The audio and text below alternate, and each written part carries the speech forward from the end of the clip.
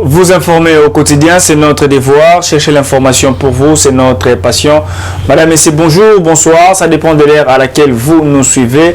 De partout na mboka na biso na monde entier mboka na biso botoni na tete na sengo mingi ya kozali biso etandeke na bino boti TV belé bato belé ko na mokolo malelo actualité ya mboka na biso. Je suis pas seul, accompagné na pasteur Guili Bokwala. Avec lui nous allons développer ces actualités tout ça analyse naie tout développer naie par rapport ya makambo ta mboka na cadre ya éveil patriotique na cadre ya changement ya mboka na biso évolution ya mboka na biso politique ya mboka na biso tout ça na pasteur Guili Bokwala déjà dans ce plateau.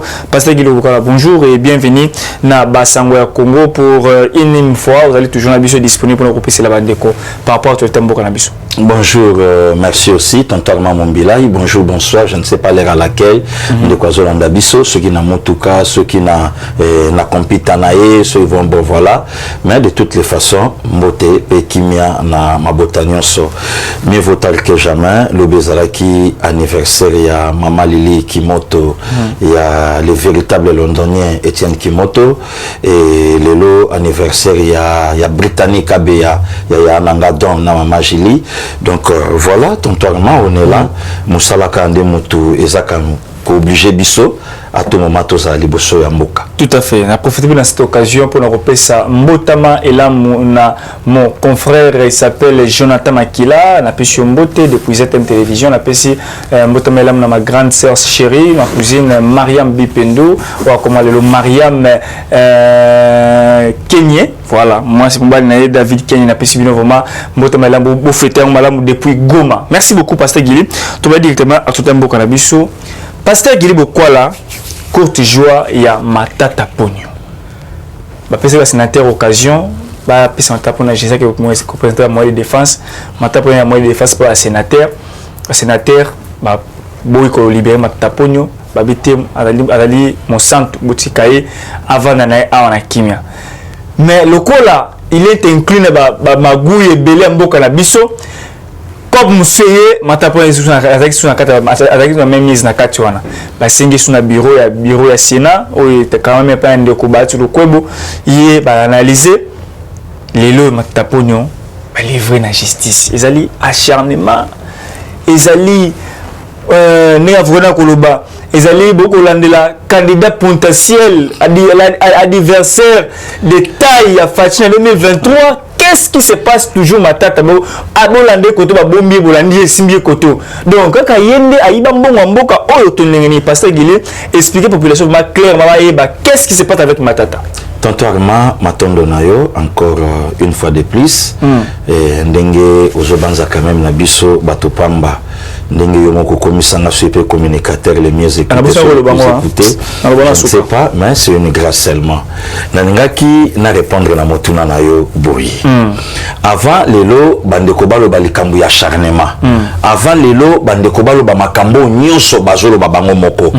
Tontoirement Matata Pogno kozala parmi ba premier ministre oyo akota eloko moko échangeate na jui maloba ya kulutu nanga Jean-Claude Mvemba na opesa yembote alobi tozwa ministre oyo kombo na ye ezokokana na situation politique nyonso matata mbongo matata courant matata mai matata na tangi kombo vinanga Jean-Claude Mvemba de mona kina tongo aloba eloko wana tontorma to vanda est-ce que ngana zolinga tous à la l'aise tonton Mambilai to expliquer batu ba donner ou parfois tant que bato azo comprendre te ba bengi matata muyibité ba kangi matata non en fait ba bengi matata te na justice pour bakanga ye mais vrai ou faux tonton nga pasteur Guili nazolo ba vrai ou faux bokanga lonjo et botama na époque où Matata Pogno azalaka premier ministre vrai.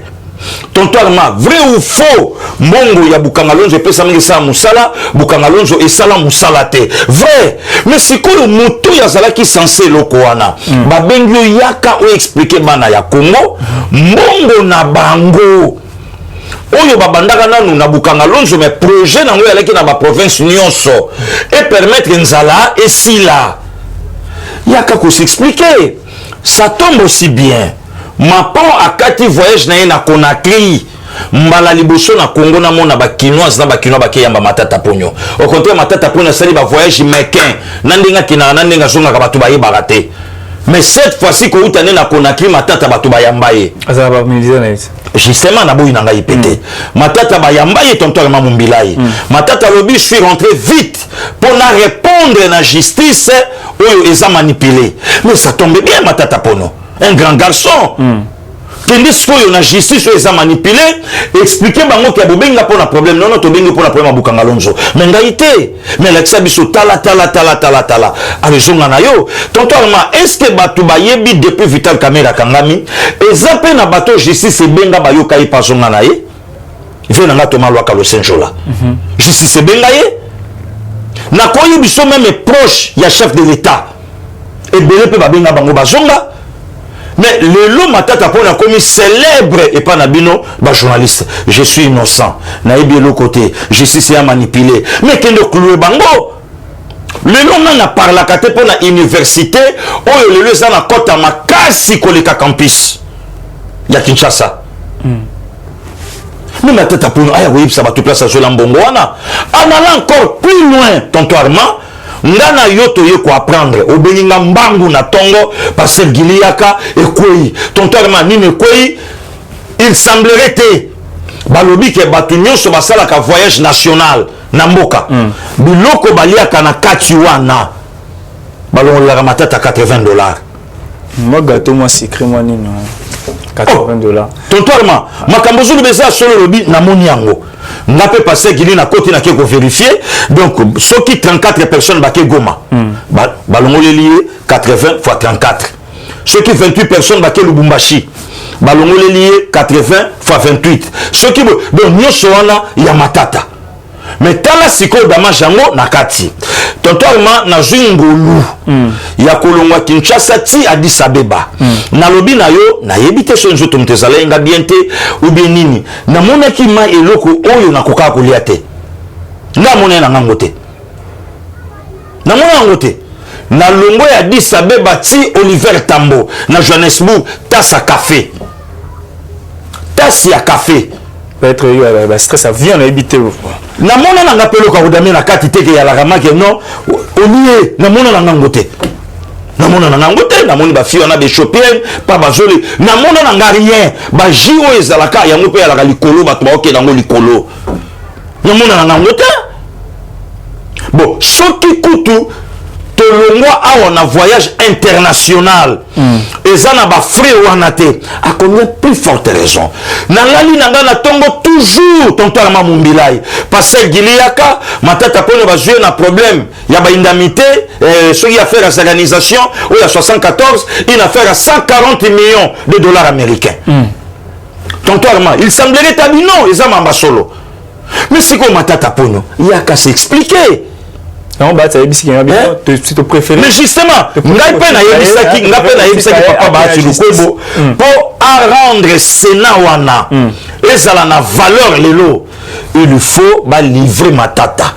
Livrer Matata te, tonton Armand Mumbilai. Justice à l'obiango. Sénat a interprété mal l'article 107 de la Constitution. On invite le premier ministre Matata, pas par rapport, il y a fait reprocher en tant que sénateur, mais invité naba acte oyo ya zalaka premier ministre. Ne loko yango ba bengele lié. Donc PG Galobi, ils ont mal interprété l'article 107 de la Constitution. Tonton Armand Mumbilai, je trouve mal aujourd'hui Batubalo Baké, Matata Ponyo candidat potentiel. Hein? Oui, l'adversaire. L'adversaire potentiel, il y a Félix Antoine Tshisekedi Chilombo. Tonton Armand Nazolo Banayo, bah compara jamais Liwa na Pongi. Pongi a tam talali banda tongo ti buto akola muka. Mais Liwa so mtalali ata 5 minutes à pamba tabo bengiye à bouger et sauter. Vous avez que muto a yiba la mboko ya mataponyo te, mais pourquoi matata ne bolande? Mais ça tombe bien, tonton Armand. Tant le tas de droit et bandaki, la charité bien ordonnée, commence par soi-même. Oh, Fachi alobaka ngo na campagne na Top Congo. Ata ozamona mainanga, ata tobeta na yo chiki moko, lobi soko za na problème na justice nga na kocha maboko te, puis nga na justice te. Première interview ya Fachi na Lubumbashi, na Christopher Le Bois-Bouvier. Oyo alobaki alobi, je ne peux pas m'amêler na justice. Justice est Rosala indépendante. D'ailleurs, na kofuni na passete. Vienanga Martin Fayoul Bima. Alobi voilà président Banomé, voilà président Basombi. Alobaka kofuni na passete. Oh, Fachi alobi c'est pas la personne de Fachi, mais la justice sera indépendante par Osa Moussala na. Et tontoirement, na peso révélation ato yambi Serge Ouelo. Ato yambi divorce na lobi na yo ale bolonjwa abolochwa na zolo bango ezala bolochwa ezala divorce ezala Serge Ouelo ezala epenge ezala pechu wana avocat soka bengi ata siko ke na nzela bozelanga après 1 heure de temps to ça l'émission tonton na bomi ba programme tout na lo ba non soka lobi ata 1 heure du temps bozelanga nana za kuna passer gili ngai pecho ya avocat na oya tonton amana bino na osepelisa bato ba ne le matin pour na problème matata ponyo nana oyebisa niko mayengele nana oyebisa divorce kitoko nana oyebisa penge na oyebisa bango Martin Fayoul tango makambu ya Vital Bandi c'est Martin Fayoul abimisa na monoko na même na procès ya Bukangalonzo pe fe fongwama. Pour une ligne à Bukangalonzo le fongwama et combien acharnement. Combien plus forte raison acharnement? Abel Donatien Cholé na prison makala tête à la Vital Kamere alors là nous sommes pas encore il y a qu'on réellement l'état de droit et là pardon mais toujours c'est là et continuer aujourd'hui l'état de droit continuer combien acharnement parce que tonton Mato Vandi Lelo justice sud-africaine et outil qu'on m'appelle président na bango ya auto tika maison ceux qui blanche il y a même pas 5 ans Jacob Zuma 15 mois de prison acharnement tonton Armand Mumbilai. Mais pourquoi justice est qu'on a FCC à Kala? Mais bon on dit bato gérer Kibiso. Bon on dit bato gérer Kibiso. Est-ce que justice est kangi Vital Kamere na makambo Kala? Tonton Armand babenga bino non par rapport à l'émission. Babenga bino botala ngé directeur à cabinet mo konzambo kazola sa moi c'est Chanette. Okota on ambokani. Tonton Armand tolali tolamuki même matam et le ballon à Motono d'Arlin et Sanga Bivier mais si mariage n'est une affaire ce qui il y a 24 000 € quota mais mariage à Vital Kamere moi ça le bango vie du monde 800 000 €. 800 000 $, 33 000 €, 5 jeeps, sans compter des biens. Superstar. Naïkoutou naïbisa même PG. Batin la convocation a invité tout. Bazana kata fête tout na la niayo pesa combien? Mais justement tout nati. Vous comprenez? Donc lelo tant otuninga motuna pourquoi batakala parce que bango bato ba jija kimboko yo bato ba jira kiamo yango lelo Congo ezangi mai lelo Congo ezangi courant lelo Congo ezangi nzela kitoko maman livre oti ko inaugurer tyrolienne na bango ça coûte combien oh lelo bato banda que notalisation na combien ton non pas que ça nini en tout cas ceux de nini en tout cas na interpeller ba congolais ba kendete wana ezaka lokola kotiam $90 pendant 5 minutes ce qui dit 5 minutes $90. Donc ce qui maman livre na mobali na yeba leki na motema malamu na mbongo basali tyrolienne nde yango kutu enoza la muki pour ba bongisa biso fikini vraiment non tonton Armand soyons sérieux vraiment mbo et la kisi ke batuana bazwi biso mabongo na mboka babomi fikini babomi zo basali ya bango babongisi ya bango maman livre me lisalion miliki mais awa lui azala rasute. Il y a combien les loyo ba battre record sur ya Kenya na yoka ipa Motono d'Arlin ba battre record sur ya Kenya donc les lots tyroliens on a premier en Afrique et na passion yo population congolaise mazana ngo pour que le cote à 5 minutes $90 mais allo bana biso mobali na tika ki via ba congolais comment $90 et tonton Armand so babilo ko bo so ki Motono passer gili alobi après finir na commentaire entre à $50 tonton Armand Donc lelo sikoyo donc bango fo baloba o Bible loba ke non moto ya zana ngo bako bakisela ye mingi o ya zangi ya ko continuer ka kozanga. Pourquoi lelo maman livre na mobali na ye bako ikozala na souci ya peuple te.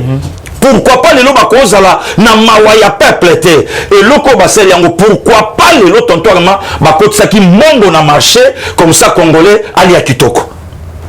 Pourquoi pas? Elle va faire privé na bango ça. Mais va faire privé na bango bazui mbongo wapi, bazui capital na Congo, bazui marchandise na Congo, bazui na gain, na bénéfice bazui na Congo. Donc nyonso bazui na Congo. Na capital bazui na Congo, na marchandise bazui na Congo. Na côté kana bénéfice nyonso bazui na kaka awa na Congo. Tonto Arma, passer Gilia Lobate.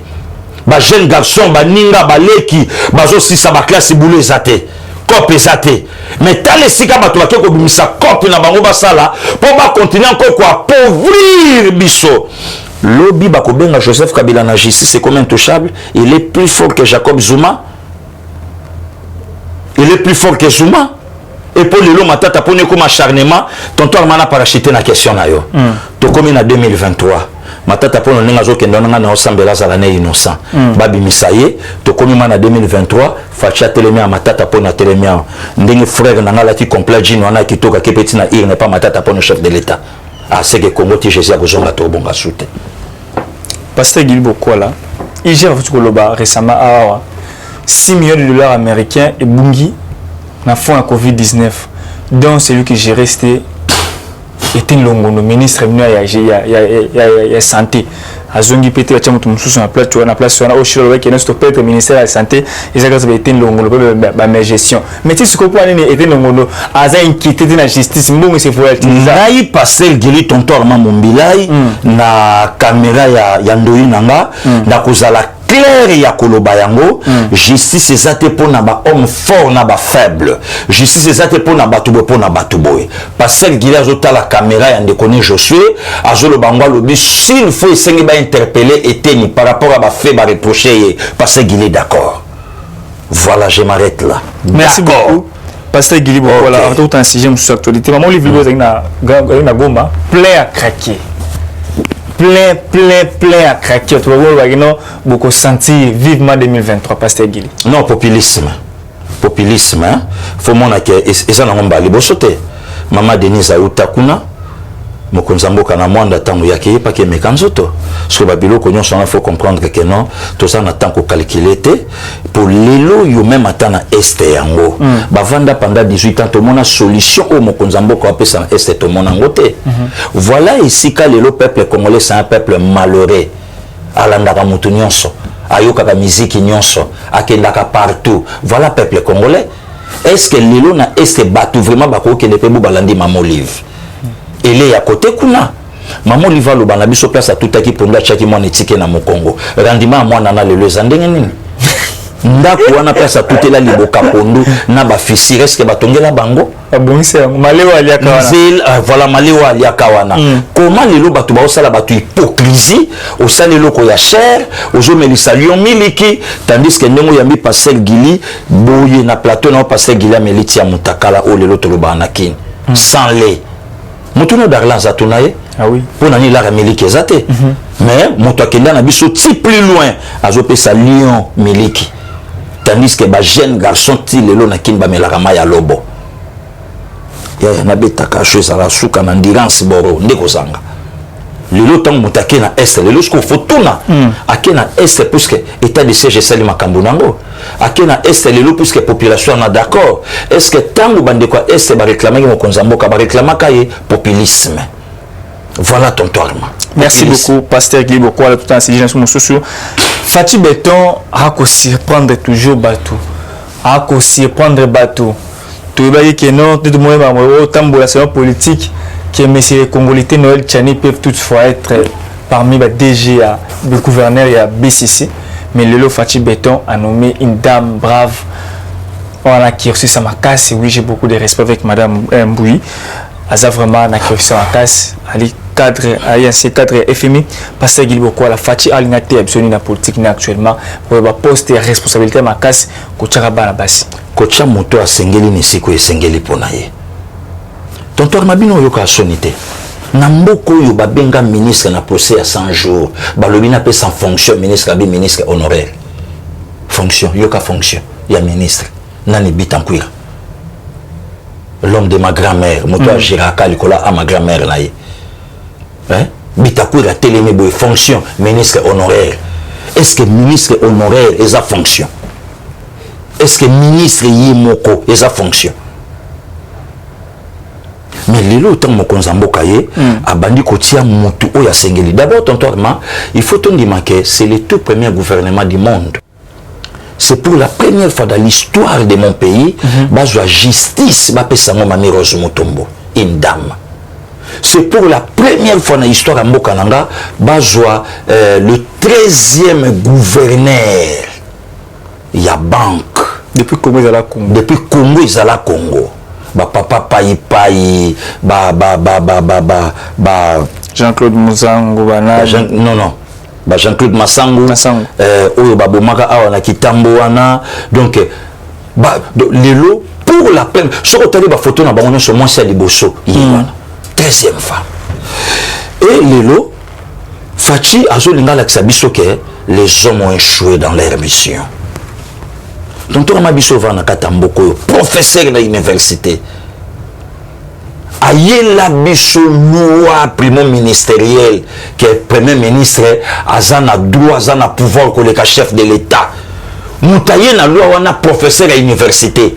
Si ko le pasteur Gilia tuna vienne na Eboshab vienne ya Mweka. Loba na biso Adolphe Moussitou Fumumpa azalaki na pouvoir que le Joseph Kabila. Antoine Kizenga Fungi alaki na pouvoir que le Joseph Kabila. Augustin Matata Pognon alaki na pouvoir que le Joseph Kabila. Les hommes ont échoué dans leur mission. Oh, Facha Talabi, mais comment? Basso, les lobbies n'ont négligé. Tout ça, na Bassia Makas na Mokanabiso. Tout à fait. Tonton Manana Boyaka, sortie médiatique, il y a grande sœur Nana Marie-José Ifo. Hein? Mais la stratégie réservée, donc les nippons ont poussé, ben a pété. Nazoye Bisayo, Lilo, Nanya Koikobo, il y a Moutuana, il y a Henriette Ouam. Nani akoyi koboya mutu wana na yebisaka yo ba valeur ya basi lelo ezali même à ta mère na yo Marie Cécile Okito. Tout à fait. Mutu ya mboka mutu que lelo pe okosutuka lobi na tongo bout par nomination DG quelque part mutu donc lelo Facha ngalo bana biso ke parité oyo ba mama balukaka yango yo sikoyo.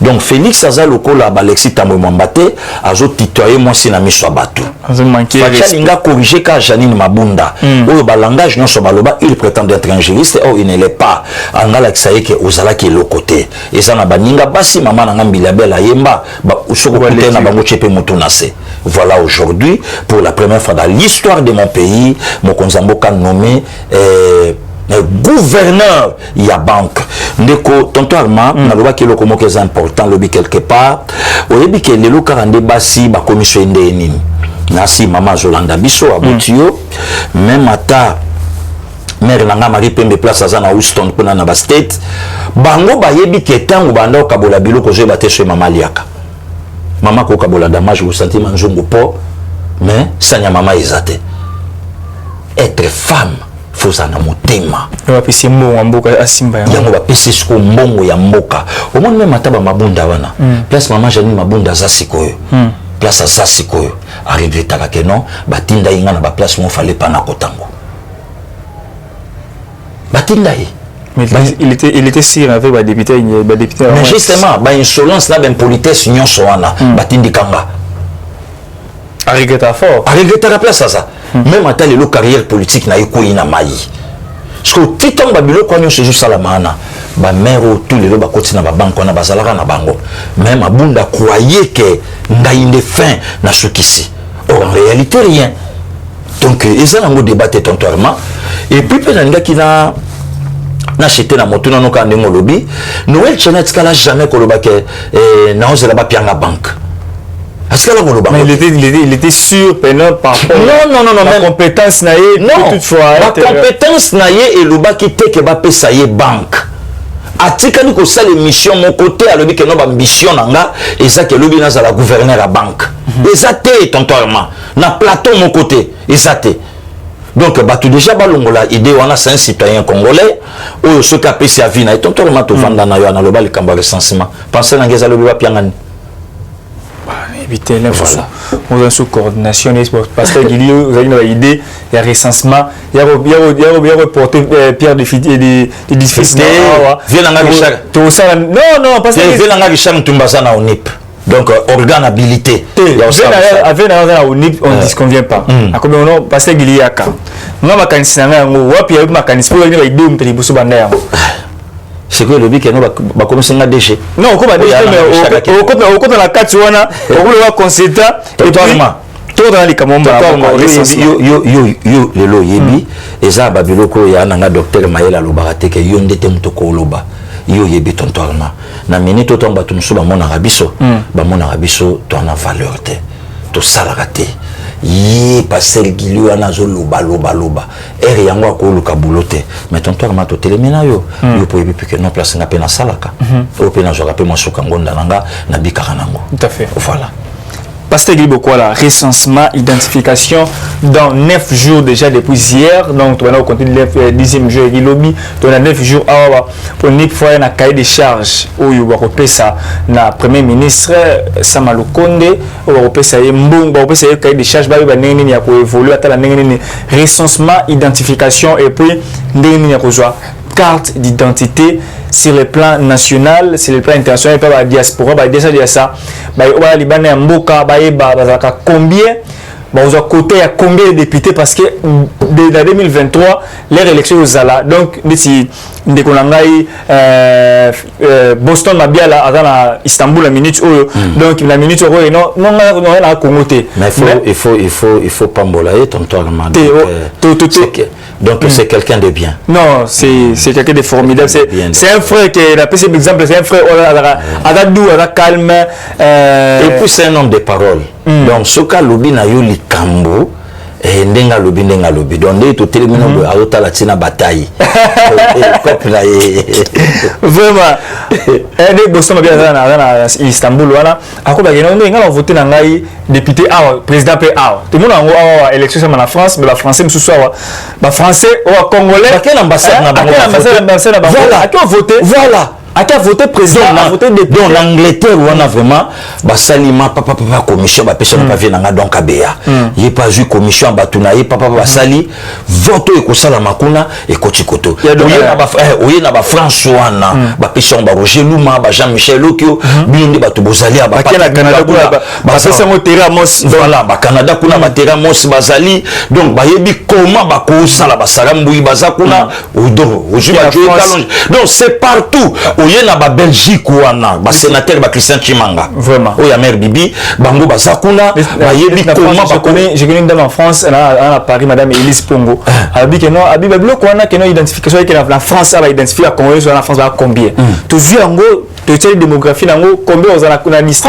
combien ba bibi la toke na ba Suisse wana bande kuna na ba G7 so bantu bazakuna ba jika de Genève donc bazakuna au sentir que non jikaton basali ba biloko wana ba G7 chobantu bazu basali ba biloko to ekomi biso pe na kina to sali tontorma au moni lelo priorité ya peuple congolais za biloko oliate bande ko balimbisanga non tontorma na oyi biso biloko oliate nini kana fungwa ma congolais na besoin de la tête tontorma congolais na besoin mutu tontorma to sala na mission na simato bimano na kapela ero ntabezo tumbama tonton Armato ça la émission to kota non yangwe lelo mercredi au sentiment sosone ngazo kalinga mama do likola tono tonton Armato kota no lemba to ça la émission msuka yango wana tonton Armato kota no bandal tonton Armato ko joano kitambo magasin sur Kasavubu to donc to sisi ka pona to leki maison mbungu to bandi station ma campagne to joano banganda ti magasin tonton Armato kota no na kati to matino ipen tonton Armato ko bimano partout siko to na bato na kisasa na Congo balakisa biso bazali mais balakisa biso par rapport au lelo biso to moni na ville à Kinshasa to za na weekend te to za na kati ya semaine mais vie au biso to moni awa voilà pourquoi na lobaki ala ki chantage tonton Armato lala na yo benganga mbango passer gili ya kabato wa marché na chango pona likamba 500 jeep mais lelo pourquoi pas bato na ba marché pona appellation ya matata ponyo na G6 pour na kolia na biso abukanga lonzo na mwa MCM dans ça mouvement ce qui congo ce ni ya kaska songo hinda ça moi monique batindika ki bango kotindika ndingi moko pende batindika ki bana classe na este parce que toujours les camps recensement kasi amona zoya donc lilo recensement mokonzambo kazala ki clair ya koloba yango tontoirement moko ya solution ya Congo recensement na identification na ko yebisa yo biso to botani na ba père to kuti carte vert bakombo bana to nde place to yeba génération na ngaba na C7 nde place to yeba ba date na biso de naissance ufungoli ya mamotali ngai maman na botama mkoni tala wana yo mokotali les demain ngai toyeba mais lelo yo comment voulez-vous toke une élection na carte électeur ya Joseph Kabila et tontoirement autour de la place oui allez-y ba identifier ba congolais ba yebi que c'est 500 députés 150 peut-être dans la diaspora 350 watika na Congo et ma bête il y a malamu mingi ba diaspora ba dépabe ba lobi na bango bazala voilà et ma bête Justin Bitakwira l'homme de ma grand-mère abi mokonza mboka ana détermination élection en 2023 ba collaborateur na ba dialéliste ba limbo forcer glissement c'est ba 2025 2026 en lieu place en 2023 Pasteur Guili recensement et identification et les moyens les seuls qui na maboko ya fatité pour glisser mandat na ye tontoirement donc na yo na kimia nyonso on attend na yo na zo peso ma réponse oko na otala Josué na caméra na otuna Justin Bitakwira tant papa Tienti Sekedi wa Mulumba alukaka recensement avec l'élection en 2006 qui était le chef de l'État Joseph Kabila parce que tant aluka que to kende na recensement na identification alukela ka Joseph Kabila glissement to alukaka nini et pourquoi pas Joseph Kabila ndimaka identification pour endorser la glissement pour naie faux débat et on a yebisa ko ebelo mona kana ba jeep ebelo mona kana ba cravate ba l'équipe sauter faux débat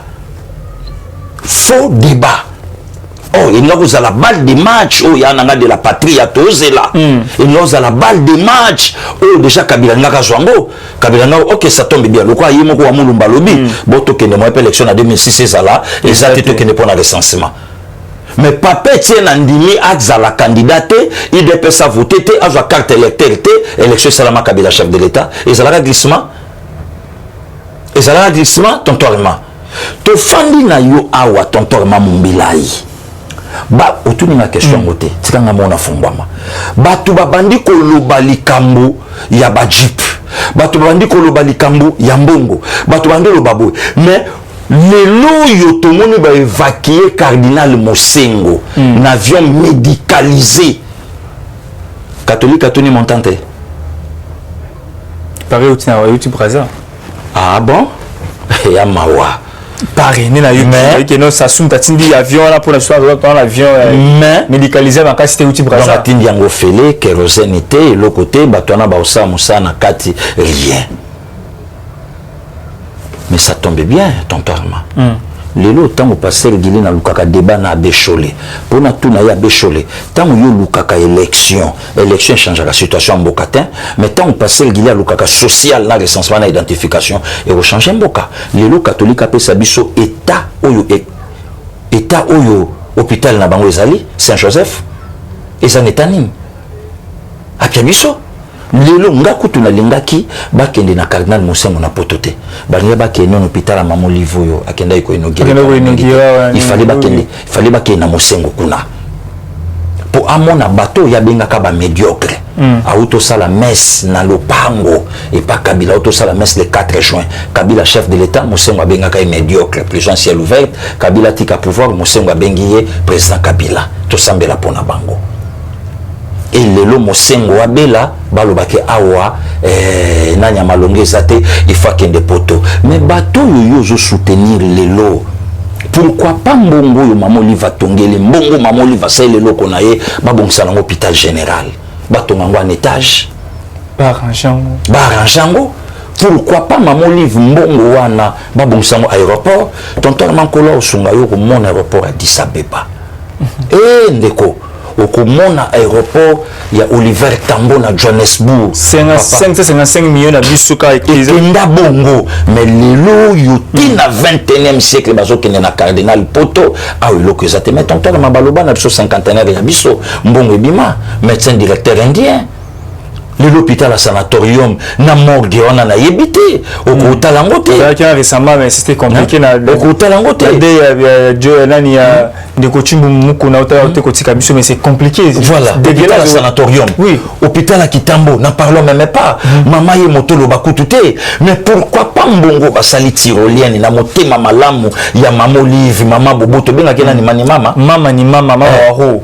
mama waro pourquoi pas na motema malamu mama ni mama en tout cas tout ça la beauté hôpital en Tobongisango non mais lelo bazo bimsa cardinal wapi lelo communiquer ya Senko et puis lelo biloko lelo tout sambela pona papa on a dit ce qu'on vient pas mais biloko lelo ngasi ko nazo déplorer par chef de l'état bancaire et l'équitro totali ba arme non conventionnelle catholique et Betty Fachi mais dimanche on a vu moi si naé le ko la yepe na moi si motema balakela bango ya bien bazu moi si bango na bakota la cardinal. Voilà, tonton Arma, dans le 21e siècle, République démocratique. On t'a félicité pour la deuxième opération à Bonso hôpital Malongate. Et là, on t'a félicité. On t'a félicité en quoi? Mais à Bonso hôpital Malongate. Non, dans le but, on t'a félicité en quoi? Déjà, hôpital général, bientôt, na réhabilitation. Bientôt. Il écoute on a 10 ans. Groupe électrogène et ça, la Makana Fondation Maman Denise. Et vous n'êtes pas mis de. Et vous t'êtes. Nana Média na Otal. Et vous t'êtes. Fondation Maman Denise. Le coup la zana maman lingaka na yoko lobate, lingaka na populisme te, akolo lingate place ngwa kende ba yambaye, lui c'est la tête na souci ya batu. Nde yango wana. Na yo mon sanitaire était nongondo la ministre ba hôpital malongo e bobongisa na lobby réhabiliter ça lobby soki justice ezana besoin ko benga mutu lelo e benga ye e lobby te ke paza ya kamboye ya kan o basimba kan o basimba ete non to ngamboka bongo te yango moni mokonza mboka na Goma vaya abeti même suite na yeba arme non conventionnelle abina ebi bela ba collaborateur na nga bazo kenda na ba influence belé na justice asengi na ba juge oyo ya bokangai. Pasteur Guili dernier sujet to kombe na suka na biso awa émission moko mo lelo bande ko balandi bu déranger nga trop na Pasteur Guili awa bu bengi ngai arma bolbe bo kita na terre bo kita bo vérifier ba prix Pasteur Guili qu'est-ce qui se passe ba prix qui tient na TV et qui tient na réseaux sociaux et qui tient na presse mais na terrain ba prix et qui tient ba ko tuna motuna ba carte sur to na $10 sous et comme sur négociation nini e koleka ba kongo mba yeba Pasteur Guili o molobeli o yeba mba influenceur o yeba mba to balanda ko ba yo ka yo nini e koleka ba prix qui tient na TV pas to lobela ki awa to peut ba wario maboko mais suka lango eza nini Pasteur Guili une semaine ngo de ko semaine mususika ba prix qui t'a la TVT. Ce sont des propositions où le gouvernement appelle ça qui y a mikolo et zoya ndenge biloko ekozala. Tonton Arma bozala musala ya ko expliquer peuple bino ba journaliste. Ya ko yebisa bango que jusqu'à la preuve du contraire économie ya mboka na biso ezana no bloquer na maboko famille moko pour preuve les autres moni tyrolienne. Tout moni yango pour preuve les autres moni yango nayebi ke gouvernement zo sala ba démarche ya makasi to kota déjà contact na Namibie information ça nango ya ko bomba te kala te ba komona nde makamyo so kitangana la kakio ngana to lobela mambo na plateau te to lobela ngo likola mesa liboso a mesa pardon. Merci beaucoup Bando Balanto. Vous voilà souka Pasteur Guili Malombo ka yoka tout sembala mo émission mo ko lelo ni la kongo ba retenir deux trois bons bato balanda biso la kitoko mingi. Non tonton Rema to batela mboka na biso to batela mokonza mboka o lelo to zanaye puisque c'est le seul citoyen congolais o azola kisabiso ke azana bolingo ya mboka na bolingo ya peuple na ye. Tout à fait. Mingi union soto mona baza beaucoup plus na bolingo ya bango personnel na ba famille na bango. Vraiment de l'outil mavungu merci na ba commentaire na yo merci na rapport na yo Nzambe abatela Flokabeya na le Taylor nkole bandeni akosunga bango yanga baleki bana mama Flore na Nicole donc il y a toujours na brèche to sala ka musala ndenge Nzambe aomema biso donc ba Sylvie Ayengo Nzamba bomba bino Antonella Kabeya noble nkola batela o yanga chuda yanga ndeko ya Olga Yende donc voilà kimi ezanango balandi vula production non on est là le biso encore la zongité bon mon ngana tonto na plateau tout on dit bouton pasteur qui prend disponibilité na pesi mbote bonjour na Boston Mabiala depuis Istanbul, merci beaucoup pour tes cadeaux, merci pour les soutiens et ça là qui to coming to soutenir biso boy vraiment merci beaucoup na yo na mosa qui to nzambe apambola yo azong se soucia mingi ya koleka na place oyebima ki osala malamu merci beaucoup na Terry Amos merci na Arlette qui ici depuis États-Unis mon ami na pesi mbote bonjour na ma concert autobini Tania Mavambu na pesi mbote ma concert na pesi mbote na bato boso na biso libanda ya mboka na kati ya mboka boko na biso vraiment mama Elise Pongo na pesi mbote papa Germain na pesi mbote papa Deo na pesi mbote boali ebele libanda ya mboka na kati ya mboka na pesi mbote et puis France donc tout le monde a mis Koloma Zali Koya ceux qui sont dans zone qui c'est Sili et Sili noté tika na pesa mbote bonjour na équipe technique ou ezalaki na sima ya caméra je suis kuna na caméra Darley ou en assistance na pesa mbote na Rancy na pesa mbote na Dédé Fwamba mon mentor merci beaucoup pour la disponibilité merci pour la coaching merci pour la orientation et ça là qui to connaît lengi nazali muto ya la mukate batu batakinenga trop pasteur Gili au Arma comme tu as la mouka les musiques qui la présidence non journaliste à la impartial journaliste à la caméra politique donc ça dit que non ceux qui les cinq qui ont tout pasteur Gili ba question dans ces positions comme tu as la mouka ils ont avantage na bino ça dit poser la question na contraire pour que bino explication claire et nette so na ça logo ya ngena ba soutenir pasteur Gili to kobaleti to komi ba to ya caméra te examen il faut moi équilibre za la ka pour ça la position qui to komi on comprend émission la bongo donc moi je vais poser question pasteur Gili qui ont kanda répondre faisons la précision merci beaucoup à Balandi tokomona na mikolo mazali koya soki Yesu nanu a zongité bye.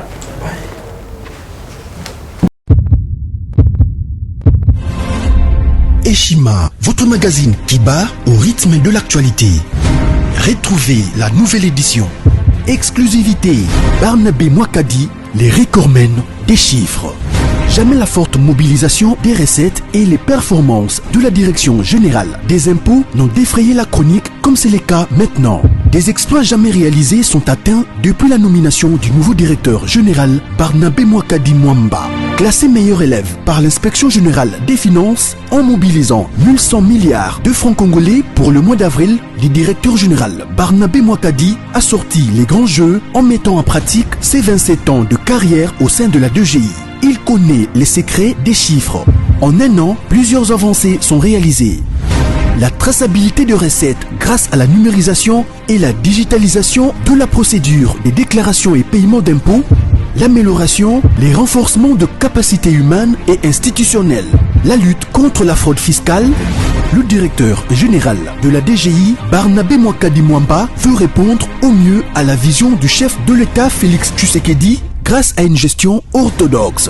Focus, José Mpanda, blanc comme neige. Interpellé par l'Assemblée nationale, le ministre de la Recherche scientifique et innovation technologique a réussi à démontrer le réel problème de l'observatoire volcanique de Goma, mais également la nécessité pour l'exécutif et l'autorité budgétaire d'accorder à la recherche scientifique la place qu'elle mérite sur le plan budgétaire. Parité de Joseph Kasavubu à Félix Tshisekedi, les premières dames et leurs rôles prépondérants.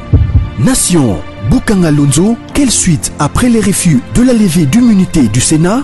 Enquête, l'Office congolais des contrôles se perd dans sa mission. Et Shima revient sur l'histoire des leaders africains assassinés.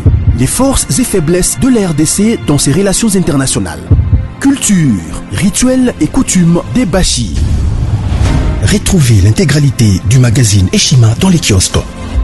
Eshima Magazine, un nouveau standard d'information.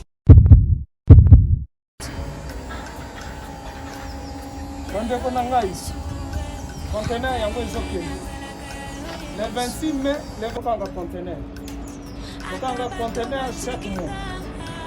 Donc, next ekozala le 26 mai. Olingo tinda velo. Mutuka. Lise aussi otangi. Biloko tout, omemaka na biso. Benga biso, comme ça, toya, so mema biloko totinda na Congo.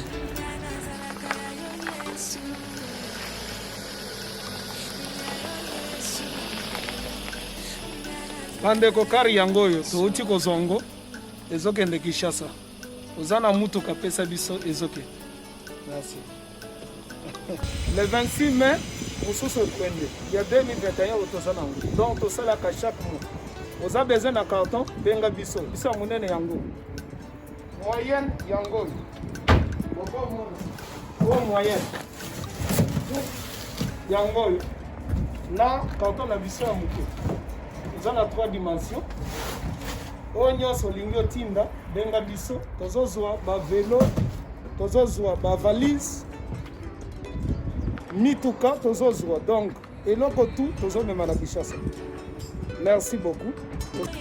Mutuka, vélo, salon, biloko andako, biloko tout tozomema. Donc, vous hésitez que vous benga biso, nous allons la